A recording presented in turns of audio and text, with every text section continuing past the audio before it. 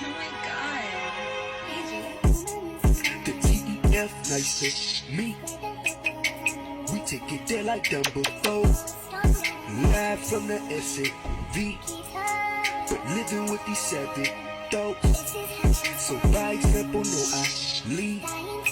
Always listen more than I speak. Never too closed, I grew up with open ears. Gotta spread the soul from the heart it reaps. Making sure most moves it will righteous knees. Made me misled, giving light and meat. I play a fool to show my humble knees. Seeing their lifestyle, stay unbiased. Knowing they wouldn't be the same for me. They wouldn't dare to be different. What if I had everybody politique? Mistake my meekness for me. I swear I just need some healing. What a wonderful feeling. Oh yeah, I just need some healing. Say what a wonderful feeling. Yeah, I just need some healing. Such a wonderful feeling. Yeah, I just need some healing. Such a wonderful feeling. Alright, so for this segment, we got my man Wiz getting interviewed on the podcast with Uncle Shannon speaking up on his upbringing. And also, mainly what we looking forward to here is his outlook on the current issue with the rap game. First off, salute to Wiz. He always gave a positive vibe for the most part that also relates in resemblance to myself. Humble yet striking, laid back, unbothered, unprovoked, stand-up type of guy, while also just keeping it P. Aside from his artistry, which has also been dope and a true reflection of his lifestyle, but it ain't too many rocking it like that no more, to be honest. So let's see what's to it. Student in school. So what type of student were you? I was the one who is smart, very smart, had a lot of potential, but very social. Yeah. Yeah. You jacking around. Huh? Yeah, nah, for sure. As soon as I get settled in and I find some homies, yeah, we're cutting up, for sure, 100%. Right. So you mentioned earlier, you're a big player, but you were a little player back then. So you always kind of been into girls, huh? Yeah, for sure. Hell yeah. yeah, definitely. That was always my thing, was just being smooth, right? Being cool, you know what I mean? I love females, so I used to write girls letters and shit. Right. I played sports with the homies, but I wasn't a jock, you know what I'm saying? Right. So I had to be good with my words and shit. So yeah, definitely. So being young and courting the women, trying to come up with, like you say, you're not an athlete, so you have to find a different way to approach them. Yeah. Did that help you become the writer in music that you are now? I don't know. I think maybe it just helped my confidence while writing. Right. Because I had something to write about. I wasn't always trying to be the toughest out there. I always wanted to mix some shit in for the ladies. Right. You know what I'm saying? And I think just knowing what women like and talking to a lot of girls, not even just trying to date them, just talking to them on a friend level, just figuring out what girls really like. Right. That definitely is an advantage that, I always had. You said you wrote love letters. Yeah. Do you think any of them still have those love letters? Oh, for sure. They gonna put them on. They gonna put them on for sale. They better They better just show people them shits is real. Yeah, hell yeah, they better. I used to say, yep. My letters was very valuable, right? Even back then. You mentioned that you played sports with the homies, but you didn't play anything that was organized, like basketball or football or baseball. I played a little bit for school and for the base or for the youth center and shit like that, but it was just on and off. It wasn't anything serious. I've never been to no camps or nothing like that. It was just natural, just fun shit. But you like sports. Yeah, you just didn't play them competitively like that. Right. I played up to a point to where everybody else got good as and I was you know what, I'm gonna go get over here and do something. Yeah, I'm gonna do music. And also I started seeing breaking their legs and shit like that in school. I was man, I'm not trying to be in crutches and shit like that. I'm gonna go write a rap. You been Nah, for real though, I ain't gonna lie, that's the same way I've been with sports though. It ain't been mainly for a fun thing. It ain't really been too much competitive, none of that. Now don't get me wrong, as a man you gotta have somewhat of competitive edge, but yeah, I was the same way, I ain't gonna lie. When it comes to that sports and stuff like that, I was on that, but I ain't too competitive. Don't get me wrong, as a man, you're just gonna be a little bit of a competitive edge, but You feel me? That job was mainly for fun. But once I realized music wise, yeah, I was gonna take off with that. I ain't gonna lie to. But yeah, pretty much, yeah, I keep it really, really just simple, fun. Like just like IE said, basically played sports in school, did a lot of that. But after a while, yeah, that job, yeah, you can just tell that you got to keep that job minimal. Especially also on the rap tip too, like how he said is basically, to be honest, if you want to put it in perspective, I want to say artist has more of a finesse when it comes to talking, and it's more of an instilled thing because you putting lyrics together, so it's like you learn a little more, you know. And with athletes, is more of a look. Men with the artists, more of a talk. With the athletes, is more of a look. So they ain't really got to do too much talking sometimes. But it is required. Don't get me wrong. It's best to have both. But yeah, artists, they just have more finesse just based off of that when it comes to talking. You just gotta have that instilled in you. But that's also coming from me. I consider myself more of a conscious artist. So really gotta pick up on that. But yeah.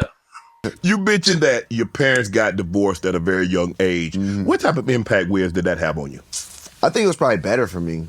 Really? Yeah, because my parents are really two strong personalities. They argued a lot, huh? They just, they're better Butt apart. heads, yeah. They're just way better apart. And like, I was able to have a really good relationship with both of them. Like, I have a great relationship with my dad and my mother. And, them might have been in jail if they stayed together. So yeah, I'm glad they broke up.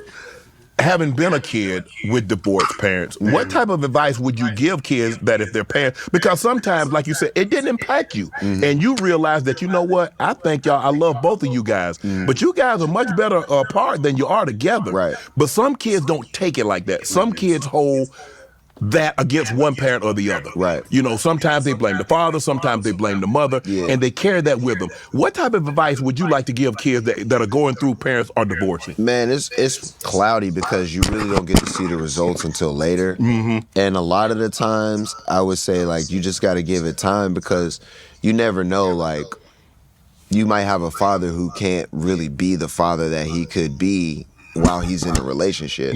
And you might have a stronger relationship with your parent while they're not together rather than them being together, but you really don't know and you can't see it that way. Right. And you don't see it from their perspective Right. of like what they are and aren't able to do, you know what I'm saying, in a relationship versus out of a relationship. So as long as, the love is still there and everybody's like, I'm a very responsible parent. My parents are responsible, but they went through shit too. Like, you know what I'm saying? They needed time to grow. Right. So, you got to give them that grace and kind of, just rock with them, bro. Wiz, sometimes you see parents where one parent try to turn the kid against the other parent. Right. And they would say, and it's maybe not like, oh, it's your dad, Yeah. or it's your mom. Yeah. Well, what did y'all do? Are you hungry? They're saying things to try to contaminate the kid's mind to Right. feel some type of way about the parents. But I'm getting from you, your parents didn't do that to you. I think naturally they had like little bickering situations and shit like that, but they tried their best to stay away from that shit. Right. Like they did their best to stay away from it, but they really didn't with each other. Like, so it was hard not to, like, you know what I mean? But no, I remember vivid conversations of my dad being like, "No, I'm not gonna talk bad about your mom. Like, Right. that's not what I'm gonna do. Right. Like, you're gonna make certain decisions. You're gonna see things on your own. Right. But I'm not gonna be the one to like sit here and tell you that shit. Yeah, we're not gonna kick it. Yeah. That's your mom. Yeah. We Exactly. Respect your moms, love your mom, blah, blah, blah. Right. And then vice versa for my mom, too. You mentioned that your dad got you a studio. And so how old were you when you fell in love with music that you decided that, you know what, I think this is kind of what I want to do? I was like 13. Okay. And I was just like freestyling with the homies and shit. But I really felt like that was my thing. That was your like, calling. Yeah. I'm like, I think I'm pretty good at this. And I want to like just see where it takes me type shit. And my dad was just like, yo, if you serious about it, I'm going to get you some equipment. and you learn how to use that shit, and that's what it turned into. How helpful was it that you had parents that believed in your dreams, that they didn't, hey boy, you go into school, Right? You go to college, you go get an education, Right. you go get a job, Right. and they say, and you were like, this is kind of what I want to do. This is my passion. This is what I really want to do when I become an adult. And they were like, okay, this is what you want to do. I'm gonna get you some equipment. I'm gonna get you some studio time. Let's see where it takes you. Yeah, it helped out a lot, man. I think it was everything for me because it just allowed me to create freely. Right. And I didn't have to go up against anybody's word or anybody not believing in my dream. They always believed in me from day one. Right. Just creating the music. They were like, okay, if you're making music, cool. Like, keep doing it. Right. If you love it, we'll see where it takes you. There's no guarantees, but they always were just with me, like, always. Like, You know, where sometimes parents try to live out their dreams through their kids. right. Facts. They want their kids to go to college or this certain college because that's kind of where they wanted to go. It didn't happen. Yeah. They want them to play a sport. They want them to become a doctor. They want them to become X, Y, and Z. Clearly, your parents were in the military, and that's not. But to have the forethought and say, well, this is what this boy want to do. Right. Right. Let's just support him and see where it goes. Yeah, absolutely. What type of feeling did that give you? Because a lot of times kids suppress what they really want to do trying to please their parents because they don't want to let their parents down. Right, right. I think my parents would have rather me do something a little bit safer. So there is the, go to school, do this, be responsible, blah, blah, blah. But in the end, they were like, this is what he loves. Like, clearly this motherfucker's going to sleep, doing this shit, waking up, doing this shit. I had quit all my sports. I wasn't hanging out with my friends. Okay. I wasn't doing nothing. So you was really serious about this now? Yeah, I was just in the studio all the time. So it was, like, they couldn't tell me shit. It was like, I was going to do it anyway. But they trusted me a lot. Like, even just working in different studios with people, being away from them a lot of times. Yeah, it helped out a lot. And then, going to shows, booking shows, early days, stuff like that. My mom was right there with me, like, driving me there in my dressing room, making sure that, everything goes the right way. So it was a lot. And it could have went different ways. I don't know how other people's support system is, but it helped me out tremendously. What advice would you give parents that maybe are raising a child that their ambitions are different than what the parent's ambition is for the child? I think that whatever your child shows interest in, the more you show interest in it with them, the further they're gonna go. Okay. And I just think that just translates everywhere, whether it be sports or music or dance or film, whatever it is. If you show the same interest in it with them, even if you don't know shit about it, Right. it's going to help them grow. Right. And yeah, hell yeah. You signed a record deal when you're in high school. Did your friends know? Did the school know that you were that into it? And did it change once I found out that you were? Yeah. For me, everybody knew what I was doing. I was always Cam. Like, that's my real name, Cameron. So it's just Cam. Cam be rapping. Like, that's what Cam does. Right. Like, Cam gonna be a rapper. He think he gonna be a rapper. Okay. Everybody knew that. I was in a couple magazines, like, while I was in high school. Okay. And I sold my CDs in high school. Like, I would walk around selling my CDs and shit. And there are people who still have those, like the CDs that They I worth sold. something now, though. Yeah, hell yeah. They just be taking pictures of it and putting it on Instagram. I'm like, damn, nigga, like, that's some classic shit right there. So, yeah, everybody knew I was doing what I was doing.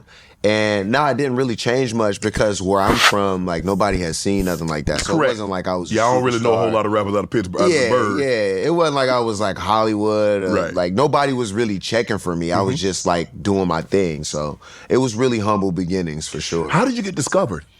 I got discovered by being in the studio in Pittsburgh. Just my talent recording. E. Dan, who's like my mentor, and there's a couple other guys around, Huggy and Chad. They introduced me to Benji. Benji had been in the industry at that point, but he's from Pittsburgh. And he took a chance. He signed me to his independent label. And we basically just worked my records from the time I was 16 till about 23. And in between that time, I had a record deal at Warner Brothers, and then that record deal went away. And then I came back around the second time, and that's when I more or less reinvented myself and kind of found my personality, found my thing. Right. And then that's what you see now. I read you were an artist in development for 7 years. Yeah. Do you believe that's what's missing from today's artists? Is it what's missing? No, it's not what's missing. Okay.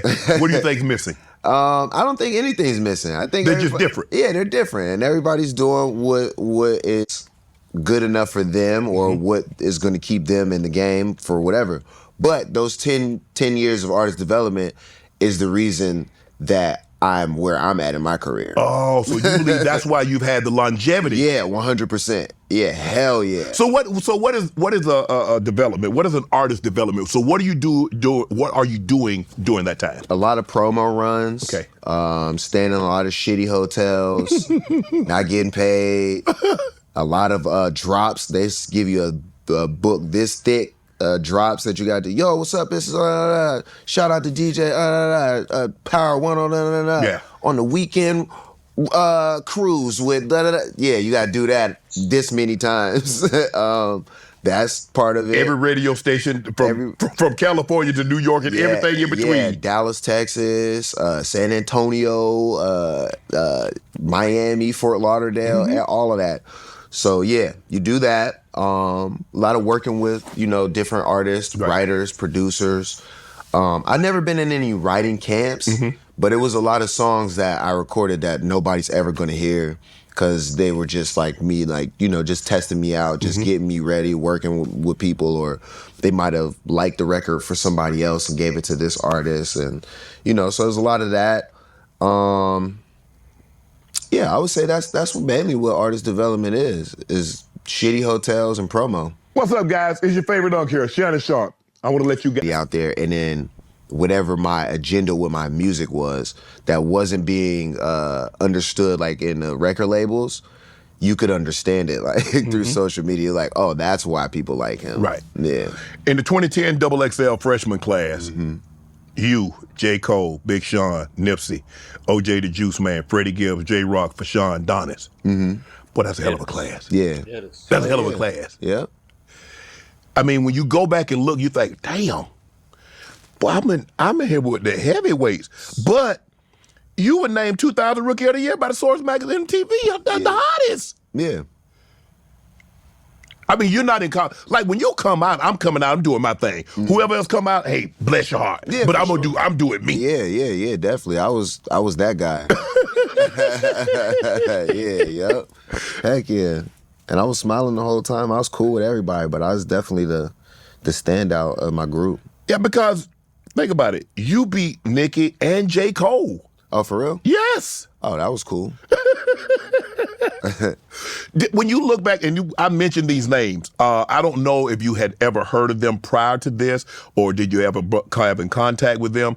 But when you look at these names, did you think, like, you coming out, you like, I know you always hoped and prayed that this moment would be here, but did you think the other members of that class, like all you guys were going to be household names? Oh, yeah, definitely. I think it just all happened, like, in its own time. Because, like, we were all competing for the same shit at the time. So it's like you said, Nicki, like, you know what I'm saying? Like, Nicki now and Wiz now, you don't say them together. You know what I'm saying? Right. But we come from the same, you know what I mean? Yes. So that's why she's at where she's at in her career, because she learned the same things that I learned back then.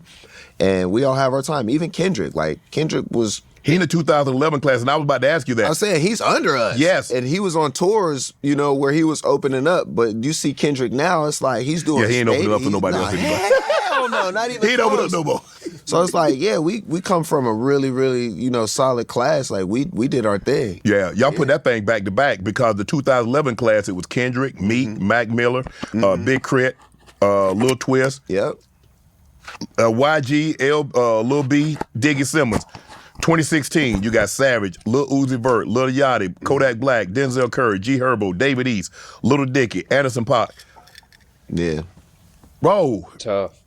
There was a stretch from about 2010 to 2016. Yeah, for sure. That y'all had that thing on lock. Yep. 100%. But when it's so, man, it's like, how do you be different when you got so many heavyweights and you got so many guys and young and women that's letting songs off? How do you stand out? How does Wiz make sure his voice is also heard when you got so many dynamic guys and gals out there? I think there's enough space for all of us. Okay. I think every one of those artists that we named has their own fans and what they look like. Yeah. You can identify each of those people, be like, you're a so-and-so fan. Mm-hmm. So there's enough space for all of us. To 8 billion people in the world, we give it up. Okay, there's 40 of us. Yeah. You take a couple of 100 million and we still good to go. Hell yeah. Yep, for sure. Nipsey Hussle was a part of your XXL freshman class. I read that it was true that you made Nipsey start smoking blunts and start smoking with papers. Yeah, he did start smoking blunts for a minute. He was smoking papers.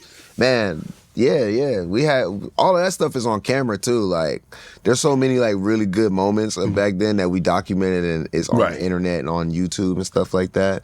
So you get to see like our real come up. Like it was really, really fun coming up in that time and just chilling, but still like making legendary moments and shit like that. Yeah. Do you remember your last conversation with Nips?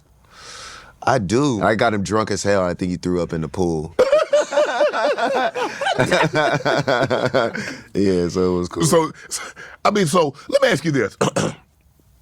Obviously, you're smoking right now. Is that to calm your nerves? Or you smoke? Because Snoop said you and him, y'all the two, can't nobody deal with you and Snoop. Yeah, Snoop say he think he can get you. Yeah, I mean, on certain days. So let me ask you a question. What does that do for you? Weed. What does it do for me? You just like it? Does it relax you? Does it put you in a better mood? Does it put you in a better space? I just love smoking weed. Have you always? No, I didn't always love it. Like when I wasn't old enough to like understand or function off of it. But when I got to the point where I could, function and smoke weed, right. Like, oh, hell yeah. Like, everybody can't function off weed. I was about to ask you. Yeah. Because just like everybody can't, sometimes you have like what they call a functioning alcoholic or a functioning somebody that does something. Right. But you are like, this is normal for you. Oh, yeah. It's normal. Since you started smoking weed, have you ever gone a day in which you didn't smoke? I have. What's that day like? It's fun. Because I'm usually in like Dubai or something. Okay. Saudi Arabia. Right, because you can't take it, you can't have it over there. Smoke over there. But like, if I'm here, I have no point not to smoke. Right. Like, there's no point in not smoking. Right. I can go hours without doing hours. It. Yeah. So when you wake up in the morning, you roll up like, oh, thank you God, let me see another day. We're not like that. Are you for real? You serious? Hell yeah. I light up first thing in the morning. Hell yeah. J. Cole was a member of your XXL class. Do you like the criticism? He's received some criticism because obviously he fired off one. Kendrick, K-Dot came back, fired off. Cole says, I'm out. Yeah. And he caught a lot of criticism, say, hey, bro, no, you can't do that. That man sent for you. You got to go for him too. Kendrick fired off first. You okay with him buying? I said, no, I'm good. Hey, I got better things to do with my time. I think, shit, how do I really feel about that? I think there's like two versions of it. Like in hip hop, like according to the rules of hip hop, like no, hell no, you ain't supposed to do that. Yeah. But in real life, you can like take some shit back that you said. Right. You know what I'm saying? Like, oh, I said that. It's like, oh, I probably shouldn't have said that. Like, you know what I'm saying? Right. It takes a bigger man to be like, I actually don't want no problems. Right. You know what I mean? Right. So in real life, I with it. Right. Yeah. But in hip hop, you're like, nah, you got that man. Well, I'll let other people do the hip hop thing.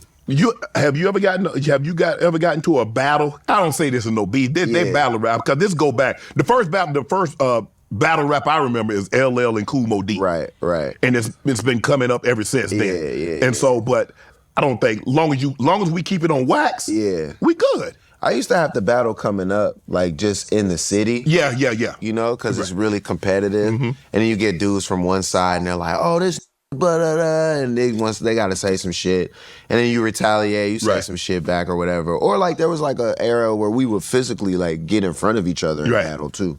So I've been in battles like that and I had a lot of diss me because I'm cool as shit, you know what I mean? And they just want to take cheap shots, but nothing past when I got in the industry because everybody with me. Like, even if you don't like what I stand for or whatever, I'm still the weed guy. I'm still cool. I'm still laid back. I'm still a ladies' man. So you don't look cool by dissing me or coming at me. Like, you know what I'm saying? You can have whatever problem personally, but like nobody's ever like really stuck their neck out and like said, yo, I don't with Wiz Khalifa because that sounds stupid.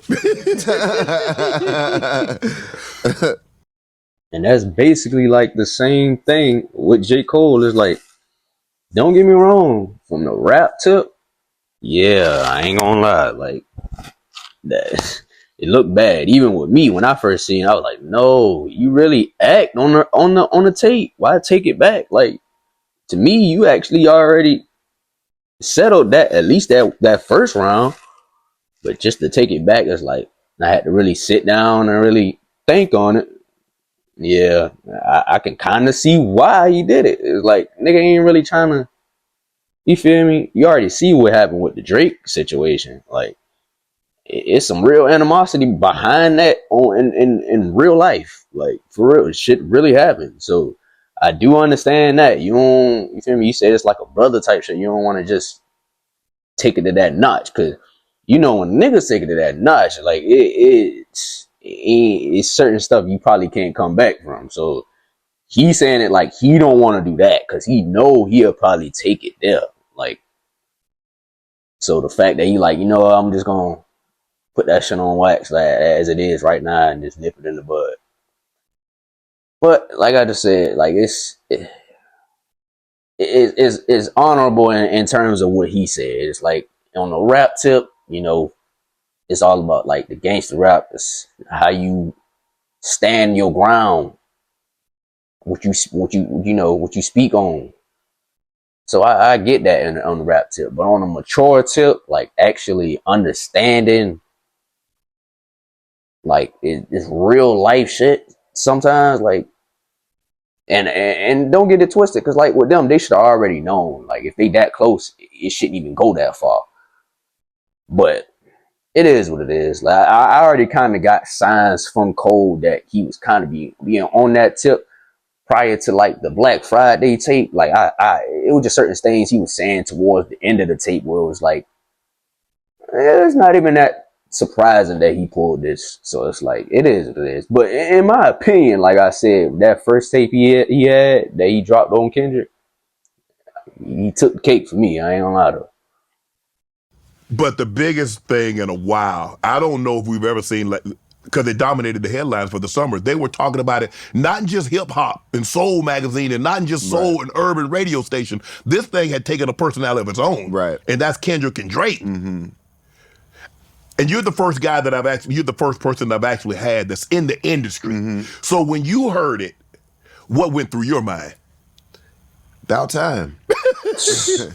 I'm tired of just acting like they cool with each other, man. And when you know they're not, huh? Yeah, man. Like, that's cool to me. Like, just speak how you really feel, bro. Like, f it. Like, you know what I'm saying? Like, about time, you know? Did Drake take it too far? He's suing the man. Nah, I mean, that sound like a Drake move to me.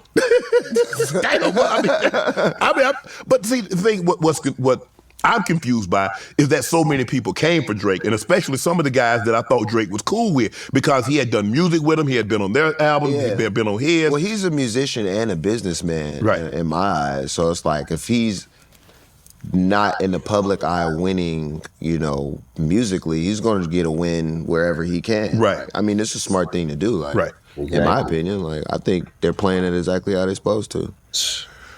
So you think this was orchestrated? You don't think this is they got real beef? Or this no, I don't think them with each other at all. Wow. I don't think none of them like each other. They tolerate each other, but they don't get down with each other. Huh? It's just how the industry is, and like all of that's coming to an end now, and it's all like kind of like spilling out, and you're getting to see it. But this is also like wrestling as well. So the same people who are arguing can be like cool instantly. So it's like, don't get too caught up on like, you know what I mean, the animosity part. But they'll be not them, but in general, people will be hugging later. I think the thing was confusing for me is that I didn't think it would become to a situation where it evolved into a lawsuit. Yeah. I thought we were talking about stuff, and I get, look, I understand from Drake, because like, bro, you called me a pedophile. Yeah. Now you got people looking at me sideways. Now you might be effing up my money with businesses because nobody wants to be associated with things like that. Yeah. But are you surprised that he took it to a lawsuit? No. Really? No. Come on. We ain't never. I can see if he stole his beat or his track or something, or he copied, but sampled one of his tracks, but not this. No, I'm not surprised. Damn. And here's the thing, because what you're telling me, if I'm listening to you, if I hear it correctly, is kind of like what Cat, when Cat came on and said what he said, he opened what comedians already knew to be true, that a lot of us don't get along with each other. But Cat brought it to the forefront. You're saying, yeah, there are a lot of people that don't get along with each other, and they've been faking, they feel like they buddy. But what K-Dot and Drake did, they're like, I want everybody to see. Right. We really don't F with each other. Yeah, exactly. Yeah. They gonna ever be cool again? I can't speak on that personally because I don't know. I'm Right. just from a fan perspective, so I don't know. All right, so my thoughts on that. It's like, with that situation, calling a man that, it's certain stuff you just can't come back from. I ain't gonna lie to you. Like, let's put this in perspective with like Tupac and Biggie beef, any other beef. Like, if they would have copped out and said some like that and been like, yeah, I'm filing a lawsuit, then that is a major cop out. It's like, what you filing a lawsuit for? But this, like he said, that guy is playing with a nigga life. Like that's like dang near being called the snitch. Like, a lot of people ain't gonna take that lightly. That's real life shit. Like, that ain't no people don't take that shit lightly. He literally said it in a song where niggas in jail obviously don't do that, let alone outside. Like, come on, huh? Like, niggas not just gonna settle for that, even if it was true or not. But knowing that it's not true and you slandering my name on that tip, like, no. But now, don't get me wrong. It was other ways that he could have took it to where he could have rebutted, like, and clapped back on him without doing the suit and all that shit like that. He wasn't quick on his feet to think. It was some few ways, I can't really think of it, but it was a few ways. I might bring it back up on another video that you can really rebuttal off that. But it's damn near nothing you can say to rebuttal besides damn near repeating what he said and calling him that, or calling him a snitch or something like that. Like, that's the closest thing to that, to where you can, like, that ain't something to play with, bro. Like he said, that's playing with a nigga money. You gonna have people calling you that casually. Like, that ain't something that should be casually called, because now you got people thinking like, oh, is he really that? Knowing damn well, just because you said, knowing that he hang around certain people that could allegedly be on that, which, come to find out, it seemed like it was a whole nother situation. But people like to put two and two together just for the clickbait, which both of them, that's basically what they was doing. A handful of the shit wasn't really true, but a good bit of it was. And like I said, I'm not even on none of these sides. Don't get me wrong. I'm down for the hip hop. Like, don't get me wrong. Like, Kendrick, I get compared to Kendrick. That's the reason why I say I'm like more of a conscious artist. Like, so I understand. Don't get me wrong. Like, Kendrick, salute to Kendrick, salute to Drake. But yeah, like, I understand what's going on. I actually take the time to listen. Like, on Kendrick is more on a futuristic level of things in terms of just the type shit that he put out. Like, he really is really thorough. It ain't Drake shit is like, that's how I compare it. I say Drake is more so of a hit maker and Kendrick more of a classic. Like, he makes some shit that's really gonna be relevant for real. Like, in terms of life lessons, shit like quotables, for real. Not saying Drake don't do the same thing to a certain extent, but not on his level. Now, I can say he's definitely a better lyricist than Drake. But if we talking about hit for hit, we can't compare them to it. They in two different fields. But like I said, basically with that allegation, calling somebody that's hard to come off, let alone just beat. Like, there's too many people. You know how people take shit and run with it. Like, that ain't something you take shit and run with. That is damn near lawsuitable. Like, but I get it how he did fuck up a lot in terms of how people are going to view things and this, that, the third, maybe in reaction wise and all that. But it's like, really think like you playing with that man's life at this point on a whole nother level, rather than actually getting at him it's like an indirect. That shit deep. That's all I gotta say. Like I can see why he did it too. That's why. Like also the man is not fully black, so even if he was, it doesn't matter. But yeah, to me, it's somewhat reasonable. I ain't gonna lie to you. There was a lot of what happened. Okay, K. Dot had the summer of summers. Yeah. He got named. He's going to do the Super Bowl in New Orleans. Mm-hmm. Obviously, Nah, Lil salute, Wayne's though. from New Orleans. Yeah. You got, Cash Money. You got No Limit. So you got Juvie, you got 504, you got Master P, you got Birdman. Yeah. You got all that. And what was your take when you heard that K. Dot was going to be headlining the Super Bowl halftime show? I thought it was dope. I didn't put two and two together about the whole New Orleans thing until like I actually heard Wayne comment on it. Mm-hmm. And like it was crazy because Wayne really don't comment on nothing. No, so, he doesn't. Yeah, so when he did, I was like, damn, he really like took that personal. Not in a bad way, but No. like that affected him. Mm-hmm. And I'm like, dang, like maybe they should have like tried to incorporate a Wayne or something like that. You know what I mean? Yeah. Or just I don't know. It just made me look at it a little bit differently. But I can never take like somebody else's moment from them either. You know what I mean? It's just one of them situations where you just, Right. to me, I just look at everything. I'm like, Yeah. dang, that's crazy. Yeah, I think Lil Wayne is looking like, damn, how much consideration you gave us. Yeah. Because when I look at it, Wiz, I think what happened is that the Super Bowl when it was in L.A., and you had Dre and you had Snoop. So now everybody assume if the Super Bowl come to your hometown and you got a hot group from there. That makes sense. But when it was in Atlanta, they had Maroon 5. Maroon 5 ain't from Atlanta. Yeah, for sure. And you know what we got down in the A. Yeah. It wasn't none of them up there. Yeah. We didn't even get Gladys Knight, I don't think. Yeah. They could have had T.I. out Yeah, there. you got T.I., Luda, Jeezy, Future.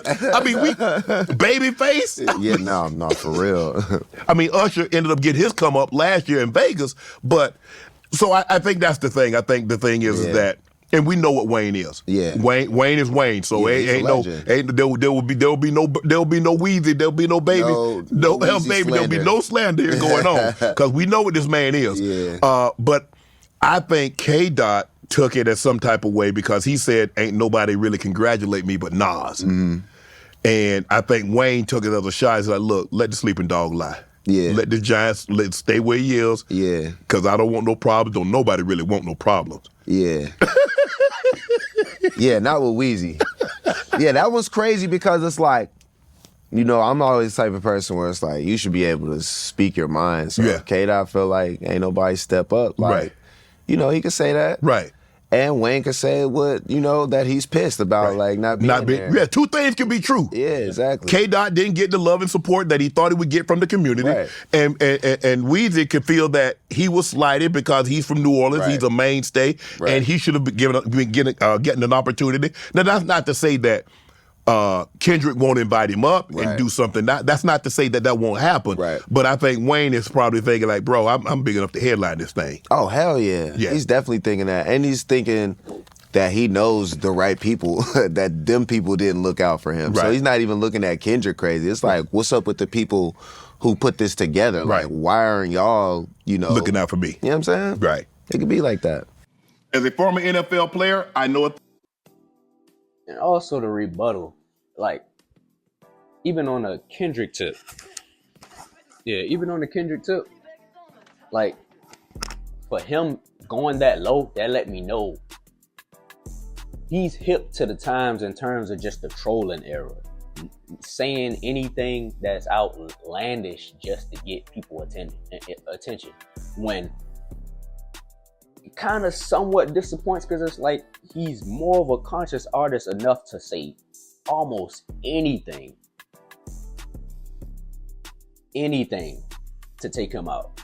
So to hit that low, like, you must ain't really had too much to say personally for me to think.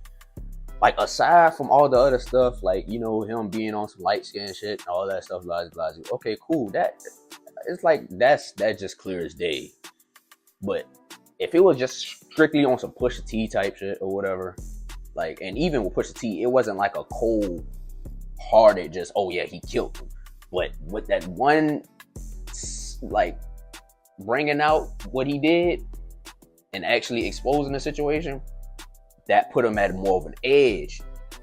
But with Kendrick's situation, it's like, don't get me wrong, he was spitting, but it's like, it kind of is a little distasteful in terms of the artistry. Like, he could have just said something different, or not necessarily more, but more too, but just different on that note. Like, you could have said something way, to me personally, like, you could have just said something way different. Like, but knowing it got the people, and that's what people want to hear. If y'all want to hear some trolling, fuck it. Like, I understand that. Don't get me wrong. Shit, nigga got a Grammy and some more shit for it. Which, to me personally, I feel like the song was overly played. I ain't gonna lie to you. That job was not anthem worthy to where everybody playing it like that. But people just want to see Drake down so bad to the point where it's just like, ha ha ha. This is, you know, the laughing stock of the century right now. So we just gonna turn it up as much as possible. So I understand that, but like I said, it just a little, to me, personally. But yeah, honestly, that was the main things that I really wanted to show on here, and we just gonna conclude it from there, because definitely a lot more I want to catch up on. We gonna let it just roll out. Let me know what y'all want to see more in the comments, so I can actually keep it more consistent.